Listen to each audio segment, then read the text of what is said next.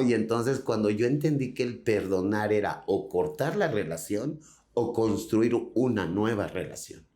Y entonces cuando fui entendiendo esto, fui liberándome de esas losas de sufrimiento, de frustración, ¿no? De agonía también. Y con el tiempo te das cuenta que muchos años viví en esos sentimientos que no me permitían crecer como ser humano, no me permitían ver una vida por delante, una expectativa. Sin embargo, también el consumo y otros factores que se fueron relacionando a través de mi vida, pues fueron sumando, ¿no? A verme como una población totalmente vulnerable, ¿no? Ante los derechos humanos, ¿no?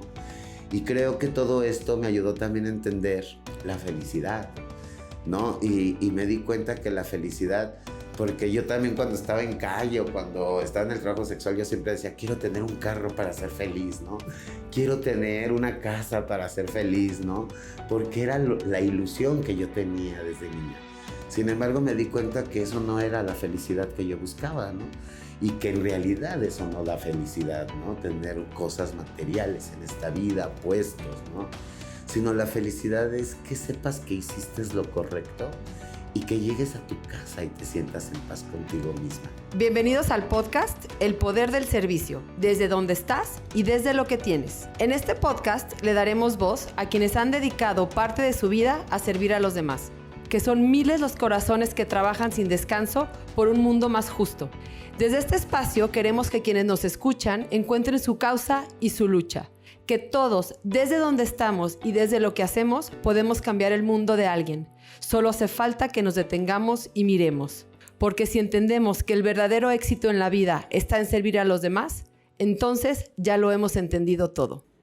Híjole, hoy tenemos una invitada súper especial, mi queridísima Kenia Cuevas, que conozco desde hace poco tiempo, pero una persona con la que conecté de inmediato y una persona a la que desde el día 1 admiré. O sea, de verdad, Kenia, te quiero dar la bienvenida a este espacio. Sé que traes una agenda de locos y de veras agradezco muchísimo que te des el tiempo de venir. Y antes de pasarte el micrófono y de que la gente te pueda escuchar, quiero presentarte de manera personal, pero sobre todo quiero presentarte desde lo que yo entiendo que hoy por hoy eres y desde lo que a mí me ha impresionado más de escuchar tu historia.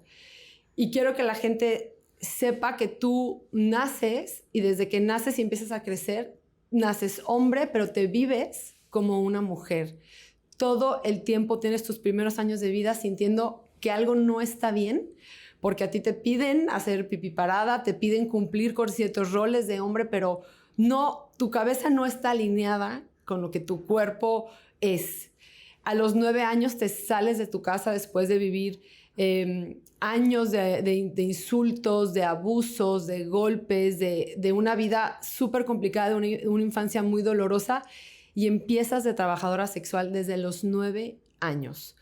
Kenia a los 13 años adquiere VIH, empieza a vivir en situación de calle, por su mismo trabajo comienza a consumir drogas y de vivir en un hotel y de tener una vida relativamente estable, en el momento en que empieza a consumir drogas, empieza a vivir en situación de calle y a los 21 años, ¿es correcto?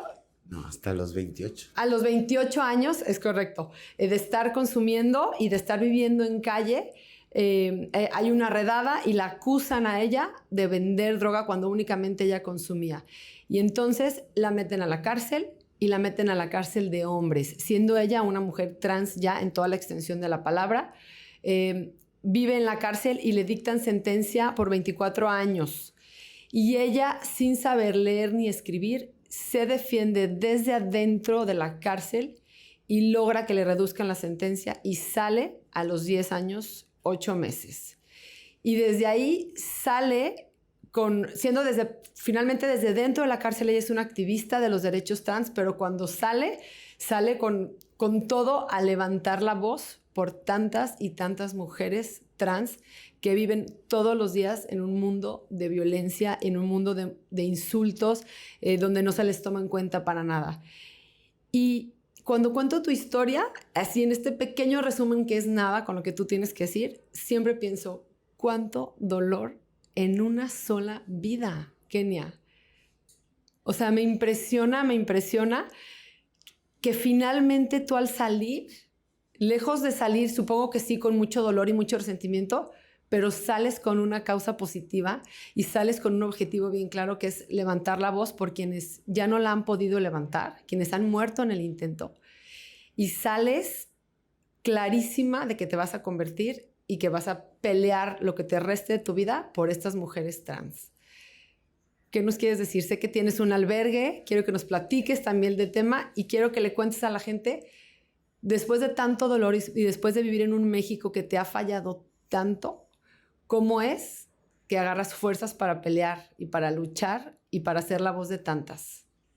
Bueno, pues antes que nada, buenos días. De verdad estoy muy contenta de estar por acá.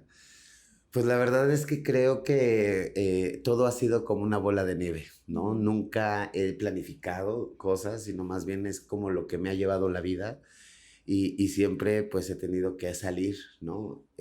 A veces he triunfado, a veces no, ¿no? Pero creo que el dolor, el sufrimiento, el coraje, ¿no? Que se genera después de vivir todos estos impactos de violencia, te ponen en una posición o de miedo, ¿no? Y de no hacer nada, o de levantar la voz, ¿no? O de querer hacer cosas.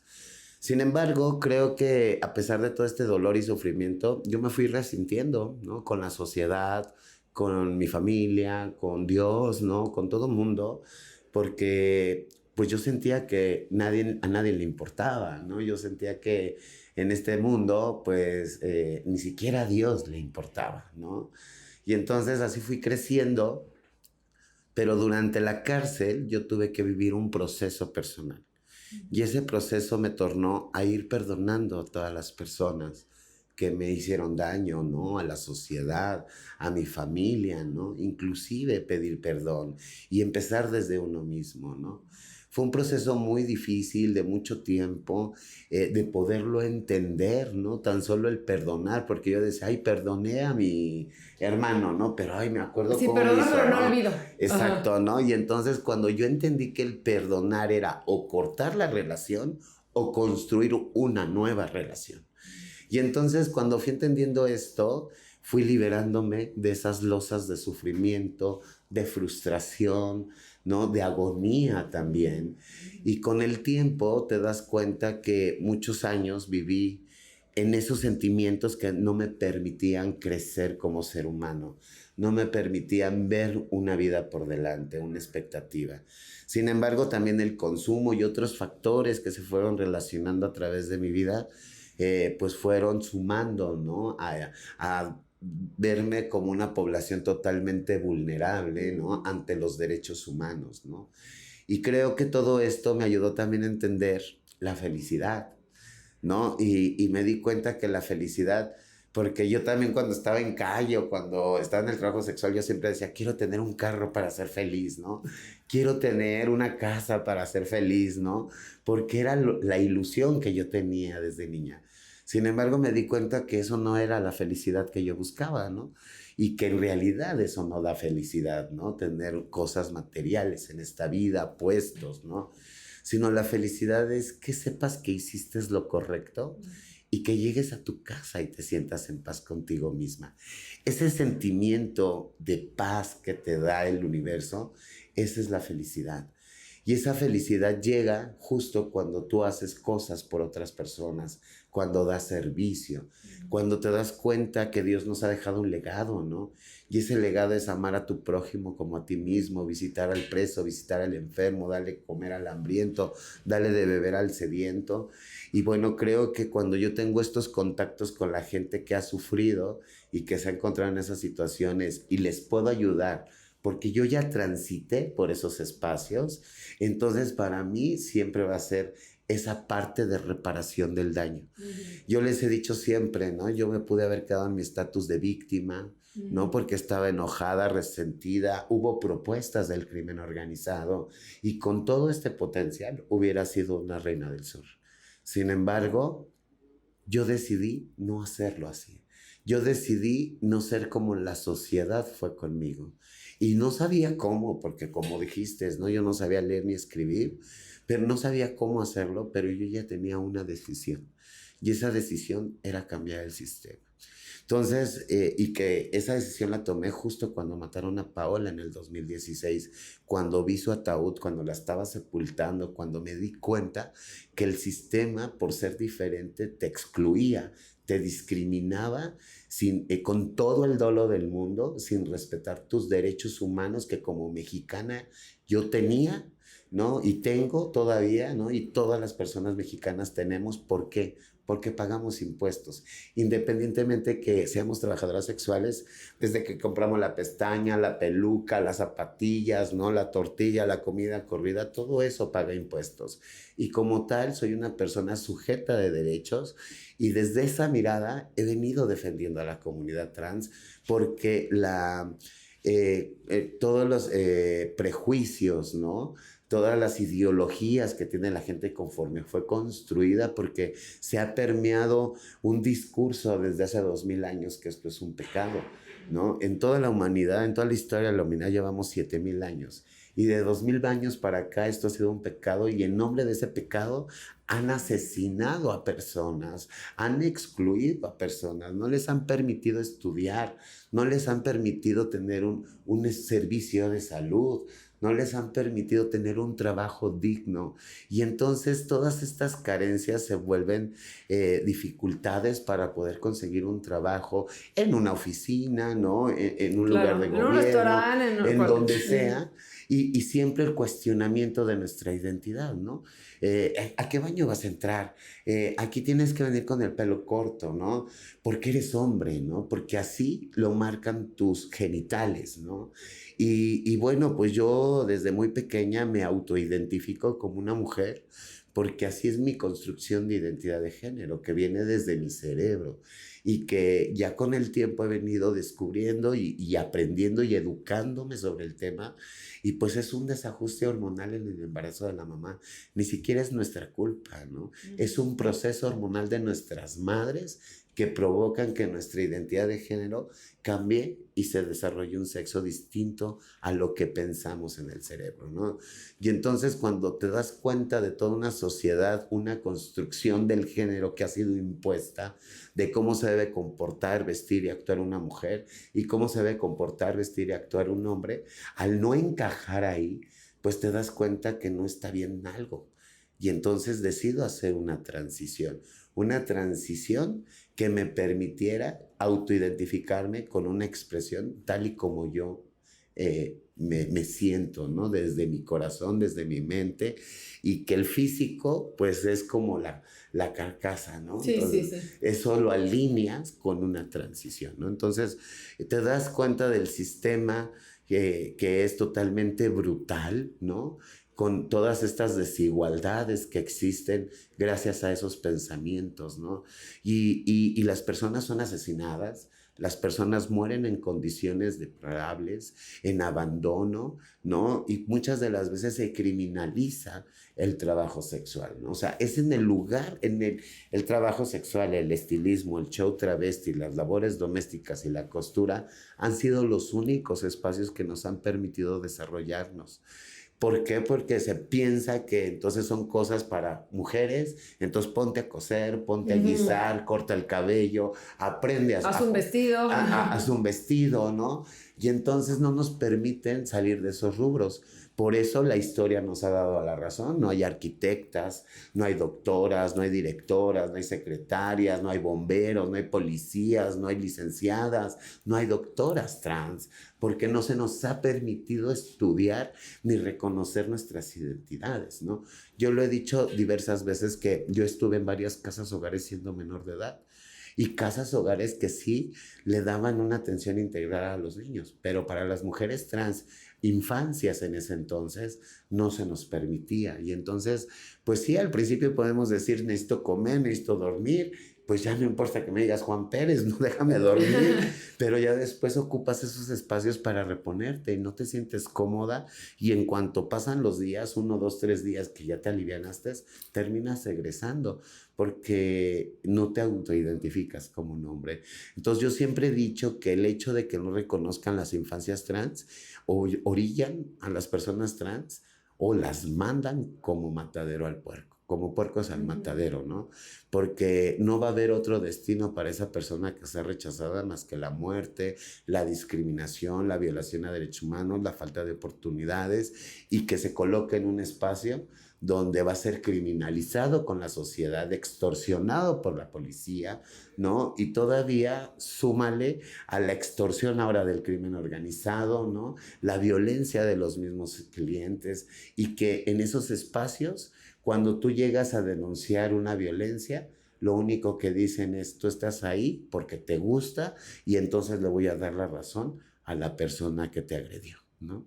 Y entonces estos pensamientos vienen pues desde esas ideologías, ¿no? Yo creo que lo que tenemos que darnos cuenta que Dios no hubiera permitido que asesinen personas o que las personas mueran por falta de atención médica o que mueran en la calle o que mueran o que nomás tengan este espacio laboral, ¿no? Dios nunca dijo eso, ¿no? Que teníamos que hacer eso con las personas que están en pecado, porque si vamos a criminalizar a las personas que viven en pecado, pues también hay que criminalizar a los violadores, ¿no? Que son cisgénero, a las mujeres que abandonan sus hijos, que son cisgénero, ¿no? Y a toda esa sociedad que es sociedad cisgénero, que se ha creído ser la perfección, cuando dentro de esa sociedad también son asesinos, también son borrachos, drogadictos, así como nos han señalado, ¿no? Y que ahora se ha permeado tanto este problema que es polémico, ¿no? En todo el país, cuando queremos visibilizar estas problemáticas desde la infancia y que los adultos, como no les cruza, a los políticos como nunca van a vivir esto, pues entonces desde sus posturas y desde sus creencias nos niegan estos derechos y estas posibilidades del libre desarrollo de la personalidad y de los derechos humanos. Wow.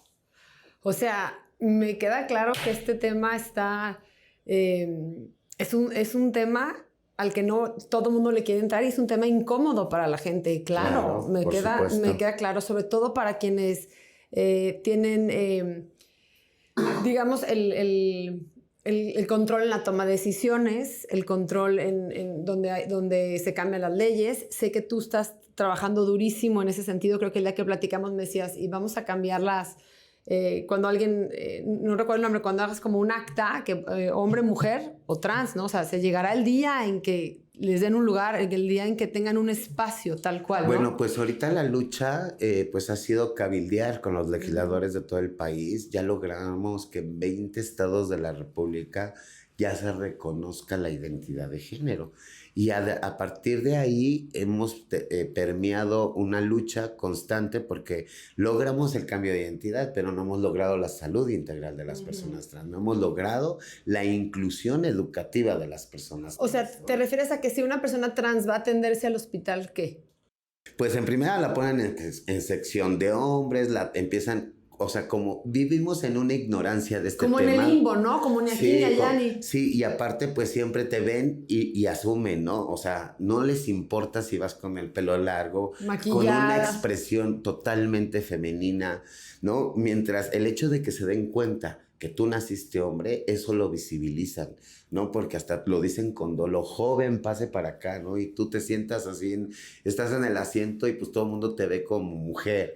Y de repente dicen joven y todo el mundo te voltea a ver así como diciendo...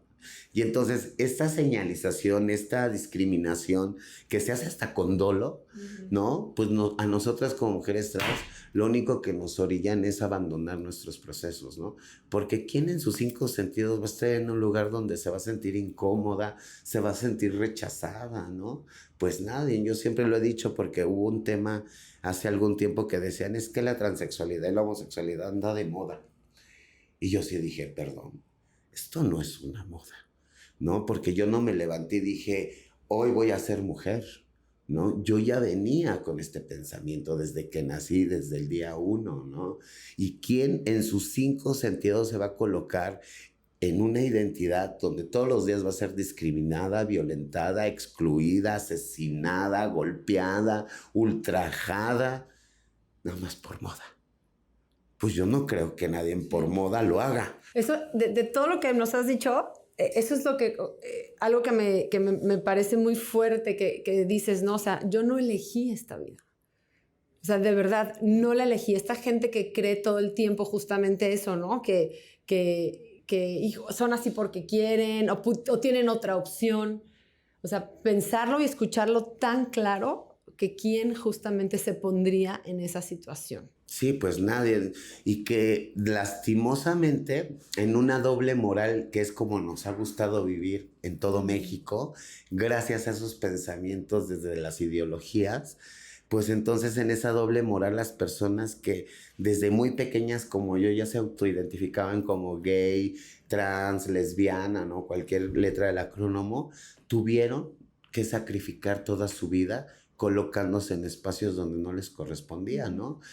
Como tener una esposa, tener hijos, construir una familia, ¿no? Ser el papá perfecto, ¿no? Sin embargo, hace poco conocí a una señora que me decía, es que yo estoy muy enojada con ustedes.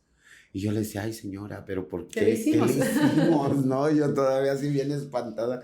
Y me dice, es que ustedes, o sea, ella se refería a ustedes la como comunidad trans. la comunidad y como los homosexuales, no sé, no sé qué idea tenía. Me decía, es que ustedes me convirtieron a mi marido en homosexual.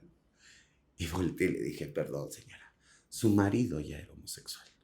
Nada más que para no perder todo y no quedarse en la calle y no quedarse sin familia, sin recursos, sin herencia, sin trabajo, entonces decidió estar con una familia y decidió construir una familia para que no fuera rechazado. Pero su marido desde que nació era gay. No lo convertimos, señora. Y dice, es que estuvimos 40 años. Y, pues sí, señora, pero hasta 40 años después se dio cuenta que nunca fue feliz con usted y que necesitaba su espacio. Necesitaba su libertad para poderse sentir parte de este planeta, ¿no? Y entonces por eso tomó esa decisión. Pero eso es la doble moral. Es donde les gusta que estemos, ¿no? ¿Qué pasa con la doble moral? ¿No? ¿Cuántos sacerdotes no violan a niños? Ay, pero es el sacerdote, ¿no? Es al que tenemos que ir a rendirle cuentas, al que le tenemos que contar nuestros pecados, ¿no? El que nos va a eximir de nuestros pecados, ¿no? Y entonces hay que perdonarlo, ¿no? También entre la sociedad cisgénero, o sea, apenas estuvo una senadora diciendo que éramos pederastas, las drag, ¿no? Y entonces, pues hay muchas drag preparadas profesionalmente, hay muchas drag que aportan a la sociedad y que no somos pederastas como los sacerdotes que en esa doble moral les han permitido operar durante 2000 años. 100%. Hablas y lo digo con toda la razón, ¿eh? Yo cuando era niña, yo crecí en las calles de la Alameda, ¿no? Del centro histórico allá en la Ciudad de México y conocen la iglesia de San Hipólito, la de San Juditas Tadeo, que está en el Metro Hidalgo, que es muy famosa. Bueno, ahí llegan todos los 28 millones de mexicanos a rendirle tributo a San Juditas Tadeo. Pues los sacerdotes de esa iglesia me contrataban a mí como una trabajadora sexual, siendo niña, el de la calle. Los sacerdotes me metían por la parte de atrás. Entonces, con toda... con los... el conocimiento lo digo, ¿no? Porque es verdad, ¿no? Eso nadie me lo platicó. Yo estuve en una sacristía teniendo sexo con un sacerdote. ¿Y cómo perdonas eso, Kenia? O sea, hablas del perdón al principio, en este tiempo cuando estás privada de tu libertad y tienes el tiempo, todo el tiempo del mundo, supongo, ahí adentro, para trabajar en ti, pero ¿cómo encuentras el perdón? ¿Qué trabajo haces? ¿Hay alguien dentro de la cárcel que te va guiando? ¿Cómo dices, necesito perdonarme y perdonar? Bueno, es que en México no tenemos procesos de reinserción y no hay momentos para ti. Todo el tiempo te estás cuidando de la extorsión de los custodios, te estás cuidando de la extorsión de los mismos internos, de la violencia, de los robos, ¿no? O sea, no hay un momento ni ahí para adentro ti. hay paz. No, Martina. no hay paz, no. La cárcel es el lugar donde vamos y colocamos a las personas que tienen conflicto con la ley, pero nada más nos avientan. ¿No? Nomás entras y ya, de la puerta tú ya te las arreglas. Nunca conoces a una psicóloga, nunca conoces a una trabajadora social, nunca hay una educación clara, no hay nada en las cárceles. ¿Tú estuviste en cuál cárcel? En Santa Marta, Catitlán, la penitenciaría. Bueno, pero al rato te vamos a llevar al Centro de Inserción Femenil de Jalisco y espero que se te cambie. No, digo, es que yo hablo desde mi mirada. Claro, las cárceles de la Ciudad de México así operan. En las cárceles de la Ciudad de México hay drogas, hay extorsiones con teléfonos, hay concesiones y eso todavía existe. Claro. ¿No? Los mismos de seguridad y custodia son los que meten la droga, los que negocian con las familias, los que negocian con los mismos internos para tener esas concesiones. Entonces no hay un momento de tranquilidad y como mujer trans también se vive discriminación y violencia. Allá adentro está Vicky Ford, Incaplas, que son 2 empresas que también hay una explotación laboral para los internos. Allá se pagan 600 pesos los sueldos a la quincena, ¿no? Y todavía de ese dinero te mandan un dinero, una parte a una caja que según cuando salgas te lo dan. Y en la experiencia de todos los que han salido ya cubierto esa caja, les tardan hasta 5 años en entregarle su caja de ahorro, ¿no? Entonces, ¿qué posibilidad? Todo en contra. Sí, todo en contra, ¿no? Yo llegué a buscar trabajo en estas empresas y a mí me rechazaron por ser trans y por vivir con VIH.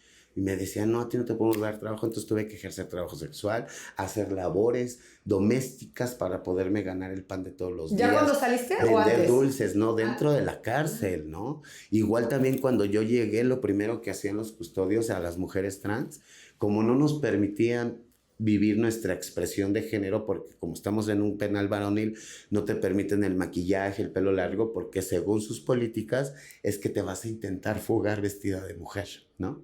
Ese es el pensamiento de los... Y de los vas a engañar. Ajá, los vas a engañar y como si los engañaras tan fácil y como si no te ubicaran, ¿no? Y entonces... eso no te permite tener una transición ni todo el tiempo te están interiorizando que eres un hombre.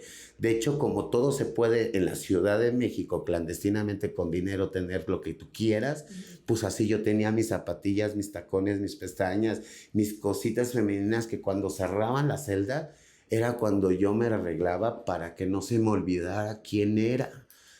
Para que no se me olvidara que yo era Kenia y que era una mujer trans y que tenía que vivir esta expresión porque todo el tiempo me interiorizaba en eso, ¿no? Y entonces, durante todos esos años, un día logré entrar a un taller porque también los talleres te los cobran. Ahí es todo dinero y toda una mafia, ¿no? Entonces supone que las psicólogas hacen una convocatoria. A ver, vamos a dar un taller para 25 personas y este curso que se llama Conociendo tu Violencia. ¿Por qué los cursos? Porque los cursos te ayudan a disminuir tu sentencia. Si tú tienes un beneficio y cuando llega el beneficio revisan tu historial, dicen, pues ha estudiado, tiene capacitaciones y eso suma para tu salida. Entonces todo el mundo anda persiguiendo los cursos, pero cuando tú ves la convocatoria, el interno que le ayuda a la licenciada y el que tiene que hacer la lista, pues llega y pues ya tiene los 25 lugares cubiertos, claro, con la gente que les pagó sus 500, sus 1,000 pesos por lugar. Y el tema es que nada más llegan 2 o 3 personas al curso y él entrega 25 constancias, ¿no? Y entonces un día logro entrar, después de tantos intentos, a un curso que se llamaba Conociendo mi Violencia. Y ahí me empezaron a enseñar pues, los niveles de violencia, las formas de violencia, ¿no? Y cómo todas las personas sistemáticamente violentamos, ¿no? De alguna manera, ¿no? Y era como un autoestudio pues crítico, ¿no? Y severo de cómo tú también has sido partícipe de todas esas violencias, ¿no? Y entonces durante todo el proceso, pues la verdad me estaba gustando, ¿no? Como conocer algo muy interior de mí.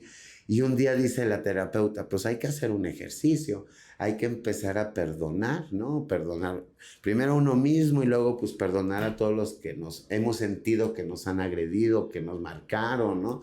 Y yo le preguntaba, pero ¿cómo voy a sacar a mi papá de la tumba y le voy a pedir perdón y que yo salga de la cárcel, ¿no? O ¿cómo voy a ir a buscar a mi mamá a Estados Unidos que ni yo tengo visa y estoy presa, pues para pedirle perdón, para perdonarla, ¿no? ¿Cómo lo voy a hacer? Y me decía, es que no es necesario que los tengas enfrente. Tú puedes estar en tu privacidad y desde tu corazón hacerlo. Y entonces pues, lo empecé a hacer. Me metí al baño, a la regadera, en lo que me estaba vistiendo. Digo, fue un proceso de meses, ¿no? De ir entendiendo, ¿no? También, como te decía hace ratito, el perdón, ¿no? Porque yo decía, ya perdoné a mi mamá. Y de repente me entraba la nostalgia. Y ay, no me daba coraje. Entonces ya después yo decía, es que no le he perdonado. Entonces ya con el tiempo la fui perdonando de veras, de corazón, y me sentí bien. Y entonces dije, wow, ahora voy a perdonar a mi papá, ahora voy a perdonar a mi hermano. Y así me la llevé durante casi un año, yo creo, pues en ese proceso que era muy, muy personal, independientemente de mis cursos, del curso que yo estaba llevando, ¿no? Y después cuando terminé y consideré que yo ya había perdonado a todo el mundo, incluyendo a la sociedad, incluyendo al sistema, ¿no? Y a todo, me dice, pues ahora viene lo más difícil, a pedir perdón, inclusive pedirte perdón a ti misma, ¿no? Y yo decía, pero ¿quién voy a pedirle perdón? Yo no le he hecho daño a nadie, ¿no? Y entonces empiezas a autoexpeccionarte y te dices, bueno, pues sí, a lo mejor sí ha sido parte, ¿no? Y un día dije, bueno, voy a pedirle perdón a la sociedad y a mi familia por no ser el macho que quería, ¿no? Voy a pedirme perdón a mí misma pues por haber vivido todo esto, ¿no? Y haber sufrido todo esto, ¿no? O sea, y empezar a hacerlo me fue liberando de muchísimas losas que nunca me permitían ver la luz del día, ¿no? Todo el tiempo esas losas me tuvieron encadenada, así, sí, encadenada, sin saber qué hacer.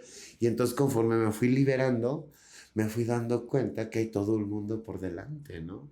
Y que yo todavía estaba en este mundo. Y entonces fue cuando conocí realmente la felicidad y cuando entendí qué era la felicidad. Y desde que yo entendí de esa forma la felicidad, como la expliqué hace rato, decidí cuidar y proteger a todos los seres humanos, inclusive a todos los seres vivos, porque considero que todos tenemos el mismo derecho, como las hormiguitas, las plantas, los perros, los gatos, las personas, ¿no? Todos tenemos el mismo derecho de transitar por este mundo y que nadie debe de estar arriba de nadie, ¿no?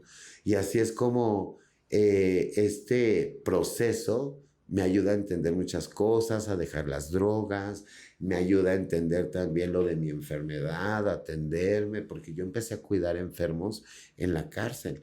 Allá en México, cuando yo llegué, pues me explicaron que tenía que ir por mi medicamento todos los días porque yo me declaré VIH. Ahí fue la primera vez que yo dije, yo vivo con VIH. Y entonces me llevan al dormitorio 10 y me explican que tengo que ir por mi medicamento y al otro día los internos me decían, no te lo vayas a tomar. Y yo, ¿pero por qué?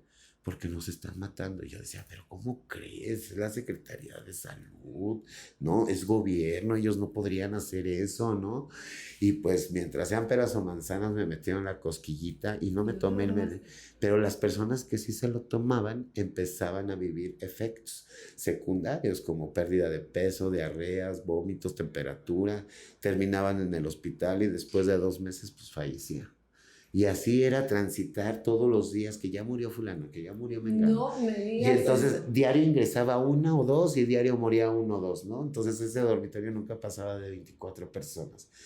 Ya cuando pasaron 5 años viendo transitar a muchas personas que morían de esa forma, un día yo recibí a una mujer trans que llegó de ingreso y pues me la mandan a mi estancia, ¿no? Porque era trans, ¿no? Y entonces, ay, ya estábamos platicando, llegó llena de vida, con muchas ilusiones, muchas metas, muchas posibilidades, tenía educación, tenía otra mirada. Y se empezó a tomar el medicamento a pesar de las advertencias, porque ella decía, yo sí tomaba medicamento afuera y me lo tengo que tomar. Y eso sí que dicen, pues yo no creo, ¿no? Porque todos éramos incrédulos, pues era el gobierno, ¿no?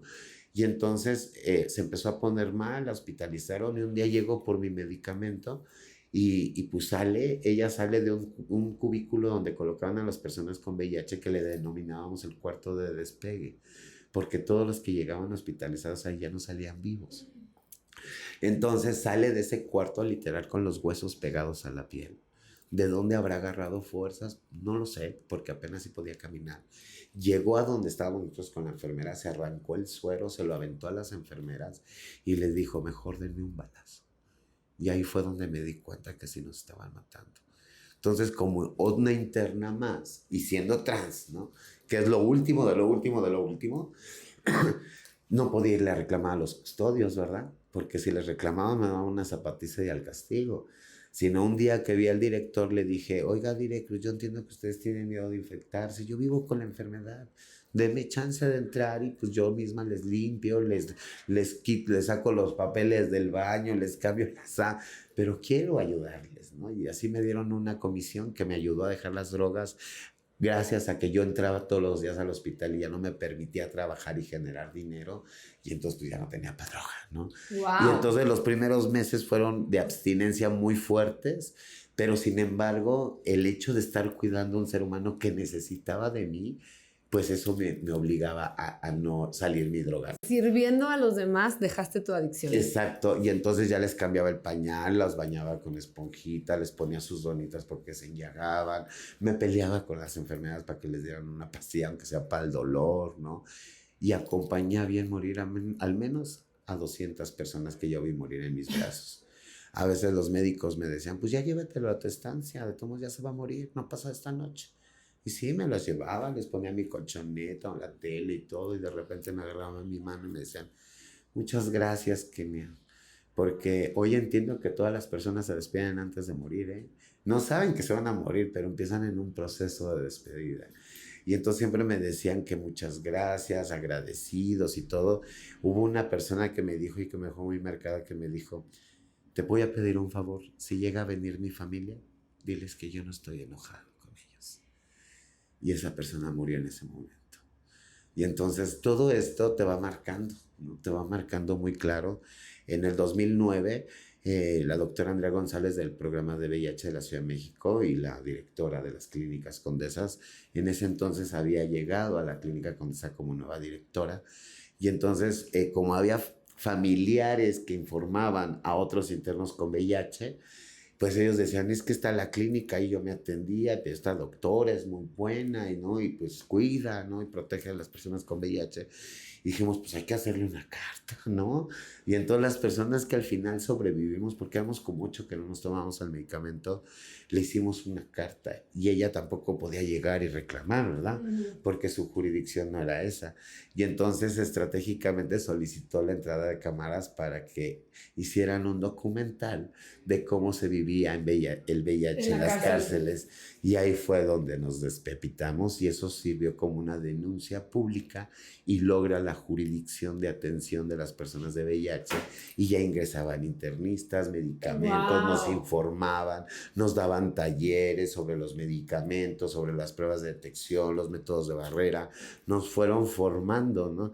Y ahí fue donde nos enteramos que fuimos utilizados como conejitos de India por farmacéuticas para la construcción de medicamentos antirretrovirales y que de esa forma fueron asesinadas muchas personas, porque las farmacéuticas cuando quieren sacar un nuevo medicamento al mercado buscan pilotos, personas voluntarias que tengan esas características para que se sometan a estos tratamientos y comprobar que realmente va a funcionar. Sin embargo, el VIH, como era tan criminalizado, ¿no? Porque pues nadie podía ventilar su diagnóstico tan fácil, ¿no? Y entonces no había pilotos. No había pilotos, no había gente voluntaria. Y entonces qué fácil era hacer contratos millonarios con los directivos de ese entonces de los penales, pues para que las personas privadas de la libertad fuéramos sus conejitos de India sin saber.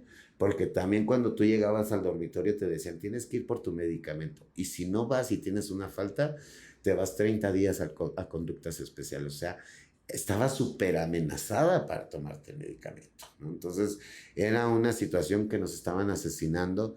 Gracias al ingreso de la doctora Andrea a las cárceles, pues las personas ya tenían derecho a la salud, a los medicamentos antirretrovirales, a la reinserción social, a la libertad, pero sobre todo a la vida.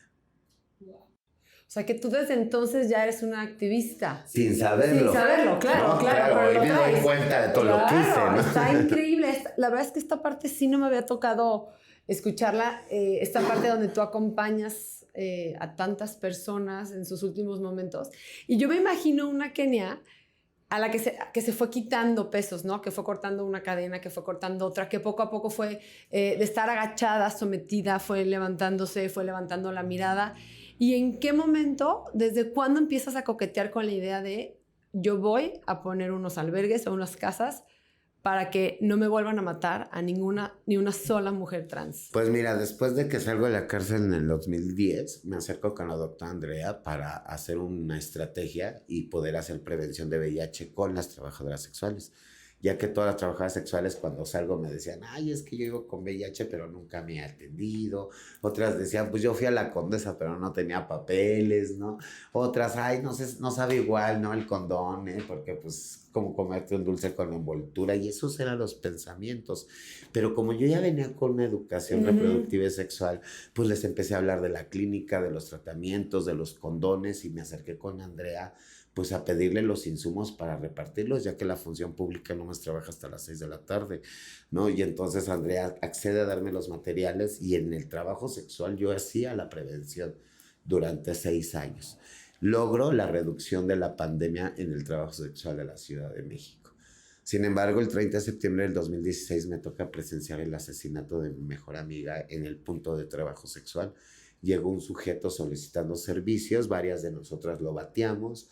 Paola sí decide subirse al carro, y después de que avanza 3 metros, empiezo a escuchar que grita mi nombre con gritos de auxilio. Kenia, Kenia. Entonces yo corro al carro, y cuando llego al vehículo, justo en la ventanilla del copiloto, me percató de unas detonaciones de arma de fuego.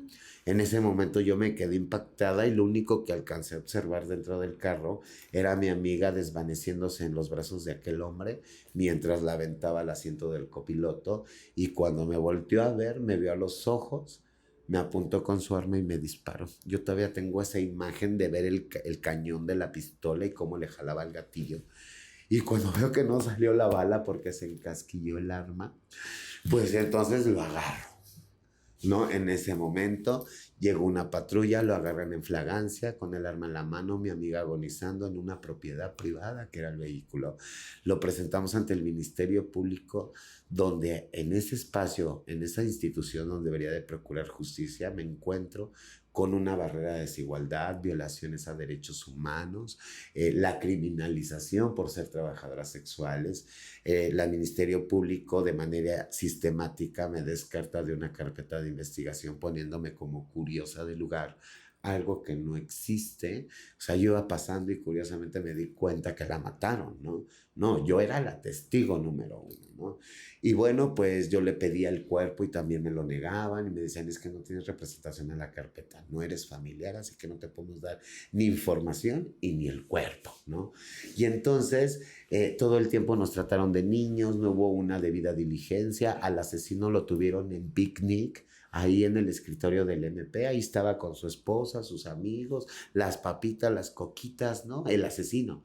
Y a nosotras como testigos nos pusieron en un cuarto encerradas con unos, me acuerdo, unos escritorios ahí encima porque no había ni sillas. Me acuerdo que hasta bajamos uno para sentarnos, no nos dejaban ni siquiera salir a fumarnos un cigarro, y cuando quisimos hacer nuestra declaración, nada más nos preguntaron, ¿qué pasó?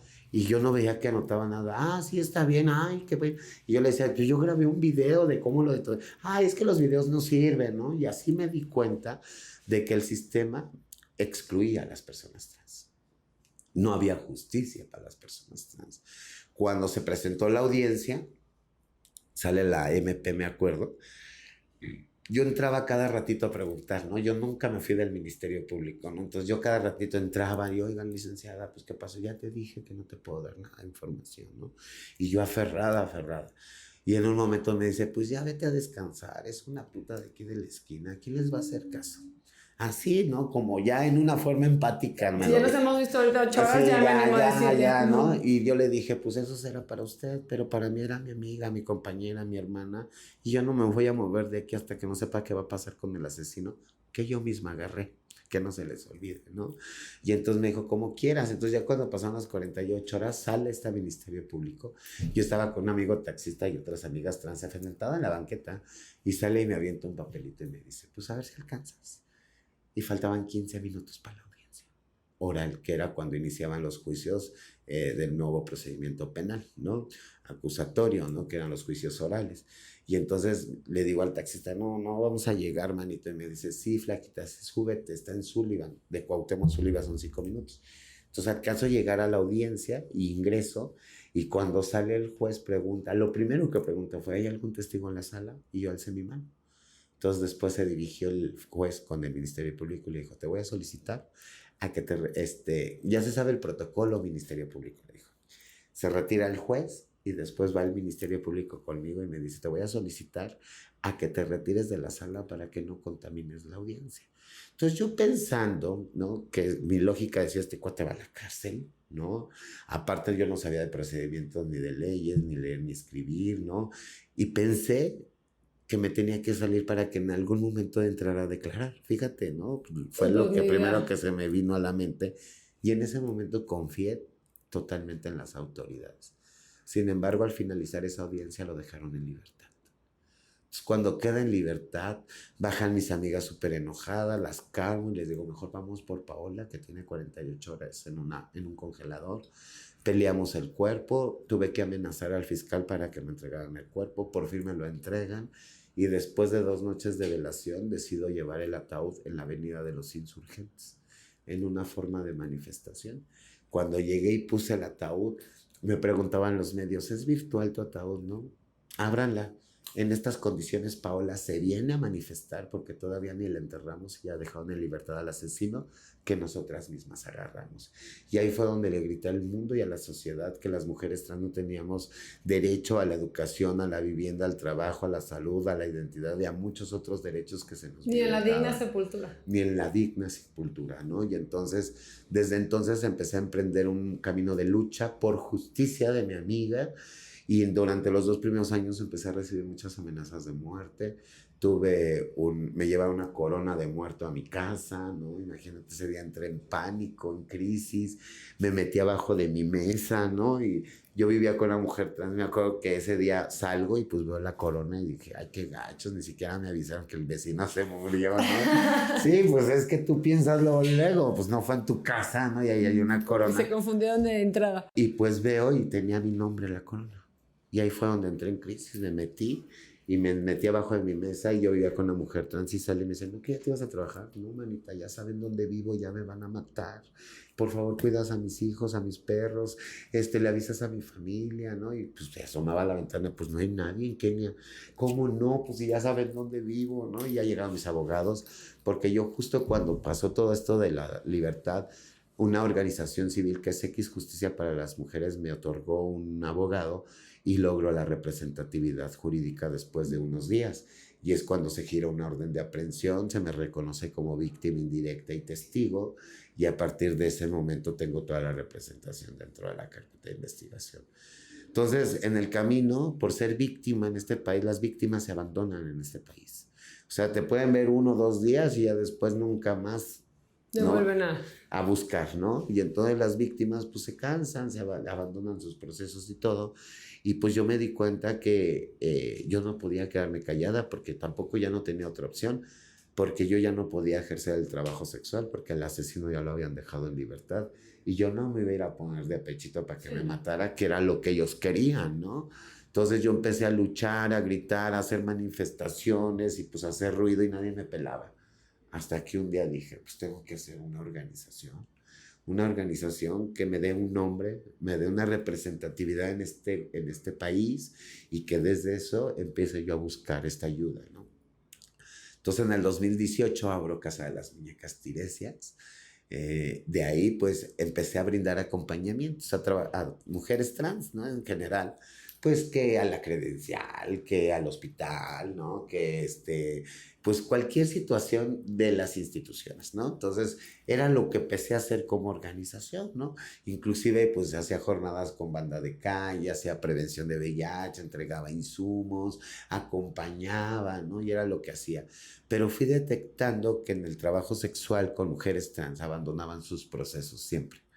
Y tiene mucho que ver, muchas consumían, otras pues apenas vivían al día, ¿no? Y pues, mana, no trabajé y tú quieres que esté a las 7 de la mañana en el hospital, pues ¿cómo crees, no? O trabajé toda la noche. O trabajé toda la noche y quieres que llegue puntual, no, pues ¿dónde, no? Entonces, pues yo fui entendiendo esa parte, ¿no? Que sus problemáticas no nomás eran las desigualdades y el acercamiento a las instituciones, sino también cómo asegurar un espacio para poder cubrir todas estas necesidades. Entonces es cuando decido abrir el primer albergue, que le pongo el nombre de mi amiga, Paola Buenrostro. ¿Y cuántos albergues hay al día de hoy? Al día de hoy tenemos 3 albergues. Estos albergues pues le dan un acompañamiento integral a la reinserción social, económica y laboral de las mujeres trans que viven este proceso, porque lo que hacemos en este proceso y este diseño se construyó desde mi experiencia de vida, desde lo que a mí me funcionó para ir saliendo de esos procesos de vulnerabilidad. Y pues creemos que lo principal que tenemos que hacer con las mujeres trans es profesionalizarlas, educarlas, certificarlas, desde una alfabetización primaria, secundaria, preparatoria, ¿no? Y es lo que da la casa, ¿no? También da talleres de autonomía económica, culturales, deportivos, artísticos, digitales, de idiomas y todo lo que ayude a la deconstrucción de la violencia y al empoderamiento, pero también se rescatan hábitos que se pierden en esos contextos de vulnerabilidad y también vinculamos al área laboral, ¿no?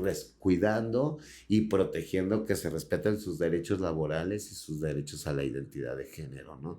Y también este proceso les ayuda a tener un ahorro para poder llevar una vida independiente, ¿no?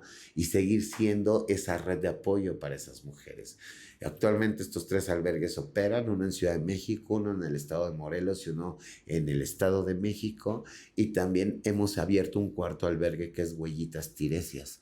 Huellitas Tiresias es un programa de rescatar perritos en situación de calle, porque encontramos que es terapéutico el acompañamiento entre mujeres que han vivido violencia y perritos que han vivido estrés. O sea, haces ahí el enlace. Sí, el enlace y encuentran ese lugar de pertenencia. Y entonces cuando logramos ese lugar de pertenencia, nos permite como organización trabajar el programa adecuadamente con las chicas. Unos cuidan a otros también. Exacto, ¿no? Todos nos cuidamos entre todos, ¿no? Y ahorita acabo de abrir otra línea de trabajo que es centros comunitarios. Acabo de abrir un nuevo centro comunitario en Nayarit, que también tiene que ver mucho con todos estos servicios, pero sin residencia, ¿no? Ok, además es como un club, digamos, que la gente puede entran, ir. Pueden estudiar en la ciberescuela, tienen talleres de zumba, ¿no? De recreación, de cultura, deportes, ¿no? Pero van a ser dinámicas que van a ser servicios gratuitos a la comunidad. Y esa es otra línea y otra parte de lo que estamos abriendo ahorita. ¿Por qué? Porque pues sí está muy chido tener albergues, pero ningún estado se ha comprometido para ayudarme a la manutención. Es lo que te iba a preguntar. O sea, ahorita, por ejemplo, me encantaría que nos platicaras o que nos dijeras, quienes nos escuchan, a quien le resuene tu causa y a quien esté conmovida por esto, ¿cómo te puede ayudar? ¿Dónde te pueden buscar? ¿Cómo se pueden sumar? ¿Qué le hace falta a la Casa de las Muñecas? ¿Qué le hace falta a Kenia? Pues mira, todo el tiempo buscamos voluntariado, ¿no? Toda la gente que tenga algún saber, conocer, que pueda brindar un taller, un curso, una clase, pues bienvenido, ¿no? Esa es una forma de voluntario. Todo se agradece. Todo se agradece.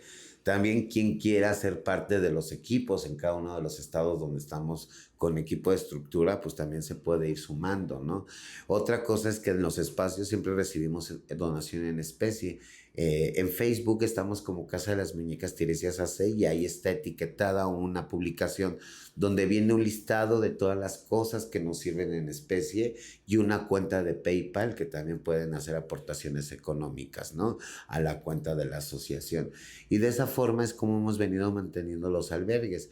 Sí ha habido ciertos esfuerzos de ciertos gobiernos así de, ay, te doy un mes esto, ¿no? Te doy otro mes lo otro, sí, ¿no? pero no es una causa que tiene un presupuesto etiquetado, que dicen, vamos a... Nada, y entonces, pues sí está chido que yo esté cubriendo una necesidad del país, una problemática social, y que esto le corresponde al gobierno, ¿no? Sin embargo, pues desde mi mirada, pues yo dije, no me voy a esperar 50 años hasta que el gobierno se sensibilice. Se les ocurre meternos en la agenda. ¿No? Y cada vez, ¿qué año nos toca estar en sus agendas, no? Entonces, de la sociedad civil, yo he abierto estos espacios, le estoy dando respuesta a todas las mujeres del país, porque ahora me canalizan de Tijuana, de Chiapas, de Tabasco. Porque es la única opción. Es la única no opción. Hay más. Y entonces... pues me quedo ahorita varada en esos 3 albergues hasta que no encontremos, ¿no? Una etiqueta financiera, ¿no? Y que garantice la manutención de estos espacios. Y que gracias, o sea, estos espacios se siguen manteniendo gracias a la sociedad, porque los gobiernos no se quieren comprometer, ¿no? A realmente aportar a una cosa que deberían de hacer ellos, ¿no? Y entonces, pues ahorita estoy abriendo estos centros comunitarios que nos van a dar pues menos gasto, ¿no? Y que pues vamos a seguir ayudando, ¿no? Y lejos de esos cuatro ciudades que ya tengo un espacio físico, todavía tengo 6 ciudades más donde tengo equipos de trabajo que están trabajando todos los días para reunirse, sensibilizar, capacitar, acompañar a la población de su estado, ¿no? Y mi intención es llegar a los 32 estados, apenas he cubierto 10 en 7 años, ¿no? Con 5 espacios de albergue. Y bueno, pues mi intención es llegar a los 32 estados para crear una red nacional que entre todos estemos operando para la atención integral de las personas trans en el país. Wow. Pues genial. Y sin dinero. Sí, sin un presupuesto. Y que también es como una observación a las organizaciones civiles, ¿no? Porque cuántas organizaciones no reciben financiamientos impresionantes y se la pasan haciendo foritos, ¿no? O comiendo en sandboards, ¿no? Uh-huh. Y pues la neta es que no, yo prefiero comprarme unas tortillas y 1 kilo de huevo, pero el dinero que llega a la asociación llega a la gente, para la gente, ¿no? Claro. No me lo chingo yo como directora, ni vivo bien, ni traigo el mejor carro, como acostumbran las asociaciones civiles, ¿no? Entonces también es un mensaje de decirles que ya hagan lo correcto con ese dinero que les llega, porque yo con poquititito dinero hago un montón e impacto en la vida de las personas, y ellos con mucho dinero ni siquiera sabemos que existen, ¿no? Híjole, Kenia, de verdad te quiero de verdad dar las gracias, te admiro, te felicito, qué empuje, qué ganas, no te me canses nunca, no. Porque México necesita... Ya descansaré cuando esté en la tumba. Ya, lo que te digo, nosotros no vamos a descansar, no te canses. Y también quisiera platicarles algo, fíjate que desde que mataron a Paola, yo me he dedicado a rescatar los cuerpos de mis hermanas que nadie reclama. Porque eso también viene la violencia después de la muerte. Nadie te reclama tus cuerpos. ¿Y te habla a ti la gente o qué? No, pues así todo el mundo. Es que murió fulanita y pues obvio me avisan y yo voy y me peleo. ¿A donde sea de la República? A donde sea. Yo llego y exijo el cuerpo, ¿no? Pero ahora también mi acta constitutiva viene con una cláusula donde puedo solicitar cuerpos que mueren en condiciones de vulnerabilidad y de abandono. O sea, que no existe una familia. Entonces rescato estos cuerpos y he rescatado a 60 mujeres durante estos 7 años, y estas 60 mujeres, pues algunas veces hemos encontrado a las familias y en pleno duelo he tenido que sensibilizar, porque las llegan y ay, es que mi hijo, y como no era hijo, era hija, señora. O sea, no, o sea, en el momento de la muerte y de que les voy a entregar el cuerpo, todavía tengo que sensibilizar a esas familias para que no las revictimicen después de la muerte. Y entonces, pues he logrado entregar muchísimos cuerpos, pero 12 de ellos de plano me dijeron qué bueno que ya se murió. Entonces, esos cuerpos yo los tengo bajo mi resguardo y ahorita hice un proyecto con la alcaldesa de Iztapalapa, Clara Brugada, y la fiscal Ernestina Godoy, en donde se construyó el primer mausoleo para mujeres trans y dejar de contabilizar los cuerpos trans como hombres, ¿no? Y entonces este lugar ya dignifica, reconoce las identidades, pero también reconoce las memorias y recuerda las memorias como todo mundo nos lo merecemos, ¿no? ¡Wow! ¡Kenia! Y en este lugar van a caber 149 personas. Increíble, increíble, de verdad que admirable tu lucha. Me encanta que quienes nos escuchen puedan escuchar tu parte de la historia. Siempre lo hemos dicho y digo, cuando le pones nombre a las mujeres trans, cuando las puedes ver, lo que platicamos aquella vez que desayunamos, ¿no? O sea, qué importante es que sepan que existen, que tienen los mismos derechos. Es la forma de borrarnos de la historia, ¿no? De decir, no, pues ya después de muerto es un hombre, ¿no? Inclusive cuando son asesinadas, homicidios. Yo logré en la Ciudad de México la creación de la unidad especializada de transfeminicidio dentro de la Fiscalía. Y metí la ley Paola Buenrostro en el Congreso de la Ciudad para tipificar el delito de transfeminicidio y se castigara de 30 a 70 años a las personas que asesinan a las mujeres trans y que también se reconocieran las familias elegidas, porque en nuestro caso nunca va a llegar una mamá biológica, un papá biológico, un hermano biológico. Nadie reclama. Porque esos son los primeros violentadores en nuestras vidas y los que nos orillaron a salirnos de nuestras casas. ¿Y cómo es posible que a nuestros violentadores nos van a entregar nuestros cuerpos, no? Entonces, más bien, ¿cómo podemos dignificar eso y reparar el daño? teniendo este espacio digno y que desde el gobierno se haya hecho. Wow. Sí, porque si no se hace ley, se queda en lo mismo. Claro. Esa es una realidad. Y ahorita estoy trabajando en todo el país porque no es una cuestión de si quieren los políticos o los funcionarios que porque les caigo bien o porque son bien buena onda. Esto es una cuestión de derechos humanos y desde ahí les hago manita de puerco. Esa es la verdad. Porque yo cuando llego con un secretario, con un director, le digo, esta es una problemática y tu línea es atender esto desde los derechos humanos y a ti no te importa si es trans o no es trans. No, tú tienes que tener las condiciones porque pagamos impuestos y por eso existe la institucionalidad. Y entonces, pues, cuando dicen, no, es que esos temas yo no los trato, yo no puedo, o esto, entonces ahora voy a ser una fiel vigilante de tu institución y cada acto de corrupción, de discriminación, de violaciones de derechos, la voy a levantar y a ver quién se cansa. Y si tú llevas una carrera política, mijo, te la voy a truncar. Yo al menos llegué para quedarme y tú nomás vienes de paso. Así que vamos a chambearle y si la cagamos, pues la cagamos y limpiamos juntos, ¿no? Y vamos aprendiendo juntos. Pero si no quieres, entonces va a ser a la de a fuerzas con denuncias y con una señalización y con medios de comunicación. Y entonces cuando acceden. Pues increíble tu historia, increíble tu lucha. Te felicito, Kenia, de corazón. Gracias por habernos compartido tu historia. Gracias por servir a los demás desde lo que fue tan doloroso para ti. De verdad te admiro y este espacio es tuyo y podemos volvernos a juntar en algún tiempo para que nos platiques cómo van los avances, cómo ha crecido la Casa de las Muñecas, cómo ha avanzado la ley y cómo han avanzado los derechos para las mujeres trans. Te agradezco muchísimo y espero que quienes nos hayan escuchado de veras se hayan sensibilizado y hayan entendido cuánto dolor hay detrás de una mujer trans y cuánto tenemos que cambiar nuestra mente y nuestro corazón. Pues muchas gracias a todos. Le quiero decir a toda tu audiencia que vale la pena luchar por nuestros ideales y nuestras convicciones y que todo lo que imaginemos en esta vida es real si nuestros corazones así lo desean. Y es por eso que siempre digo que hoy mi mayor venganza va a ser que todos seamos felices. Wow. Muchas gracias, Kenia. Gracias.